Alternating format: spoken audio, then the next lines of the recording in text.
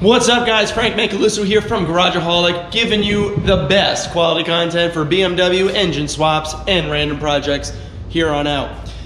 I want to let you guys know I'm taking a quick break from the E30 M54. I'm going to be picking up on the next video, which is radiator fitment and install in the next week or two. And the E31 S85 is getting worked as well. We will be doing some rust fixes on that. There's this one spot of rust I gotta get under control. But today we're going to be doing a random video on my E53, which is underneath the E31. I'm running out of room here in this garage. And basically we need to replace the alternator. And I will explain to you why I think the alternator is bad and what we need to do to fix it. So stand by, we got a pretty good episode here. Hopefully you'll learn something new about alternator replacement.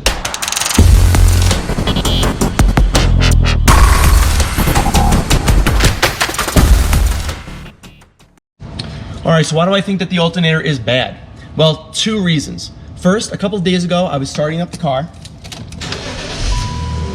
and I can see that my battery light is on the dashboard. Right? Battery light is on, amongst other lights, but that's because seatbelt, parking brake, stuff like that. But anyway, battery light is on. I have to be under 12 volts for that battery light to go on. If I have under 12 volts on my battery, that means that either the battery is bad, which is not the case because I replaced it just a year ago, or the alternator is not adequately charging the battery to the 14 volts that it should, and that is bad. And usually the brushes on the alternator go, but I'm gonna be swapping the entire alternator anyway. So let's take a look and see what the voltage is actually while this thing is running to see if it actually is 14 volts like it should be. Okay, so now you wanna just basically take a multimeter, put it into DC volt mode, and all you gotta do is measure from engine ground to any positive, or positive to any engine ground.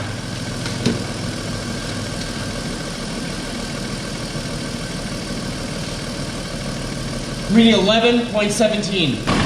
See, you can see right here that it's reading about 11 and a half volts. That is definitely low. The alternator, which is located right down here, is not charging the batteries enough, and I need to replace the alternator, and I got a good one from FCP Euro. I'd like to talk to you about it really quick now. Okay, so this is the new alternator. It's a Bosch 120 amp alternator. They also have a 90 amp version and they have a 140 amp version. That doesn't matter in terms of like fitment. The fitment is always gonna be the same. The mounting locations are gonna be identical. The difference between them is how much power your car actually requires, how much current your car actually requires. I felt like this was, for this X5, I felt like that was plenty, 120 amp. I don't even know what actually is on this because when you look it up in Real OEM, it says, it basically lists all of them as an option to this. So I'll figure it out when I get in there. But honestly, 120 amp is gonna be fine for everything that I do and need on this car. So it comes with a core return. It's a $100 core for FCP, and they provide you information on how to do the core and how to return it. So it's a separate email. Anyway, I'm gonna remove this thing, replace it, and we'll do a quick test. So let's go ahead and start removing and getting to the alternator as it is right now on the X5.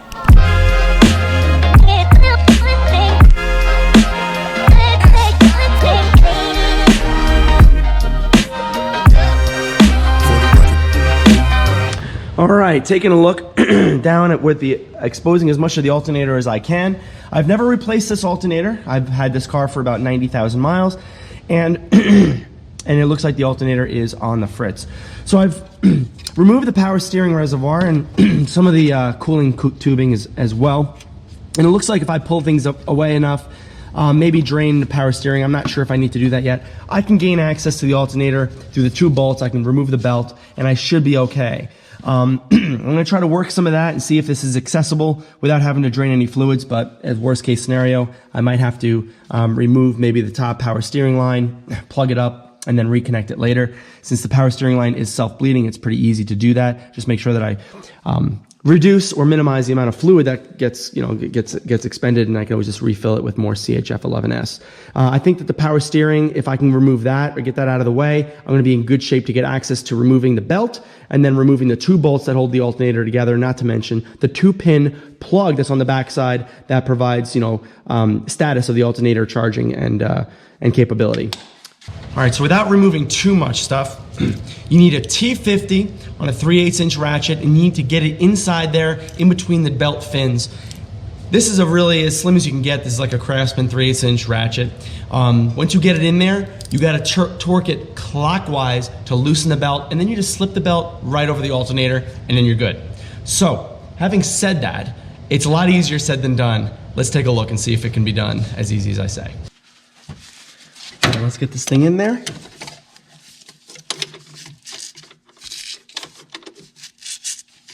And it slipped over quite nicely. Now I need an extension. Let's see if this will work.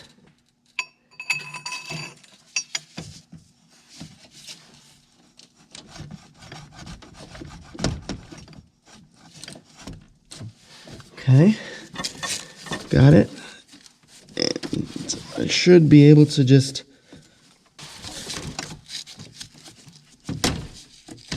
okay, belt is off. I can start working on that switch. You see it right there, or the connector. Let's pull that guy off. I need two hands. I'll just pull it off. Take my word for it. It's not that hard with two hands.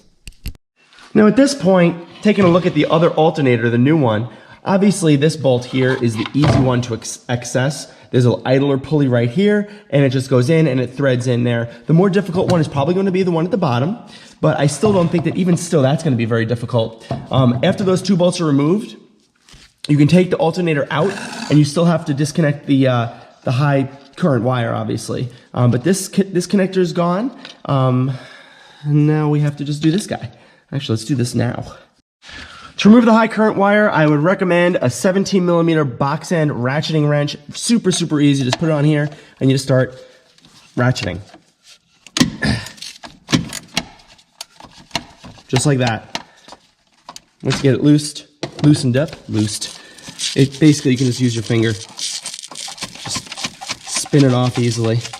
Careful when you get to the back, the end there, because it could drop out. There it is. Okay. Put that up there. Wire is now loosened up. Okay, good. Now let's start going on those two main bolts. Okay, 17mm deep socket long reach. I'm not going to give you too much detail here, but there is a bolt back down under here. That is a lower alternator bolt. Then if you can get a 17mm over that, and you just got to go incrementally, one click at a time, and you can finally get that removed. Here you have on the top bolt, I recommend again a ratcheting box wrench, and that goes right here. Let me see if I can. There is a bolt right there, and you can very easily get access to it this way with the box wrench, and you can just loosen it that way. So once we loosen both of those, the alternator should come right on out. So let's do a quick time lapse to show you how you do it.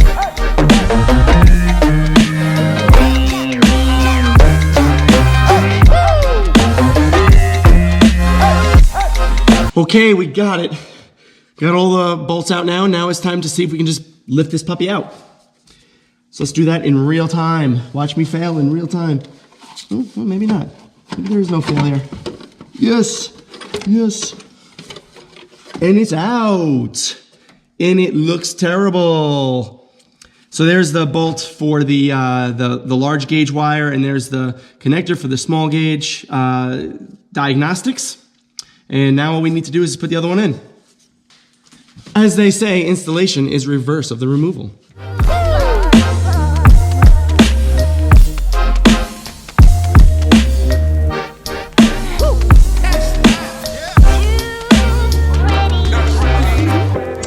All right, finally I was able to get both of them started.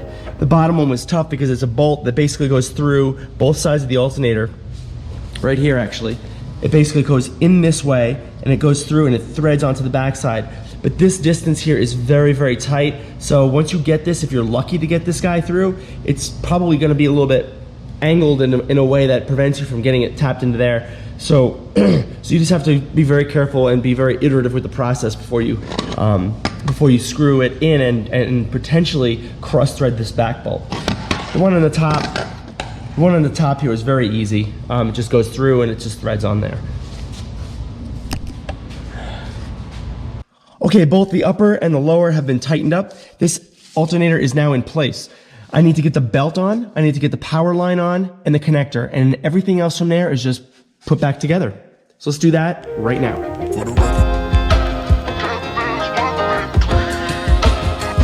Okay, trying to get the belt on has been a real royal pain in the butt, to put it nicely, because the belt kind of came off of everything else I needed to get on. But I'm gonna try really hard to stretch this belt around and get it on. But I'm gonna fail. I'm gonna fail a lot, actually. Okay, try again. Let's get this tensioned. Get this down. Get that down. Okay, good. Is it over? Over? Under? Under? I think I got it. Okay, I think I got it. Now the positive battery terminal is right here with its nut right here. There we go. And the connector is right here, and that plugs right in. So this is actually gonna be pretty easy. Let me get this started right here. Throw it on. Throw it on. Use a 17mm open ring box wrench to tighten it up. Good. Connector. Good. Done. Now let's get everything else back together in a really quick time lapse.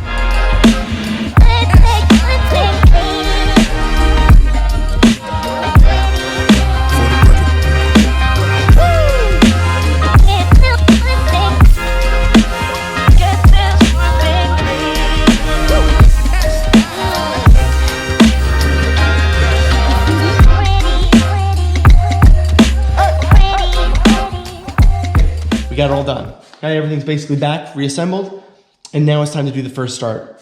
I have not done the first start yet, so you are experiencing it along with me.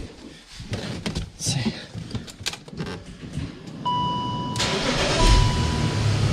And here we go. There we go. Light is out. However, my ABS light is on, so I have to figure that one out next. But until then, no more alternator problems. I am good to go. Now that I think about it, actually, those DSC lights should be on. Why? Because I disconnected the battery. And when they disconnect the battery, the system needs to understand whether or not it's detecting wheel speed. And for the first time, if you haven't driven the car after replacing the battery, which is what I did last year, those lights will be on until you drive. And if about 3, 4, 10 seconds, whatever, it'll detect wheel speed and you should be good, all the lights should go out. So I'm really not worried about that at all. But I did figure out the alternator, lights off, alternator's good. I'm gonna get my $100 core back from FCP Euro, so I'm really excited about that. Awesome. So I know that there are a lot of other YouTube videos about how to replace an alternator in an E53, but I did it without having to remove the clutch fan, without having to remove the belt, without having to remove power steering reservoir, just the air filter intake. That's it. So you have to remove and then just move a couple of the hoses out of the way and you're golden. So this is really not that difficult. It took about 2 hours and I have a good alternator for the rest of my life on this car. I'm definitely gonna outlive the car. So having said that, guys, thanks a lot for watching. My name is Frank Macaluso from Garageaholic. If you want to stay tuned in to see what's going on with the E30 M54 or right above me, the E31 S85, subscribe, like, comment, tell your friends. All right, guys, take it easy. Thanks a lot, guys. Later.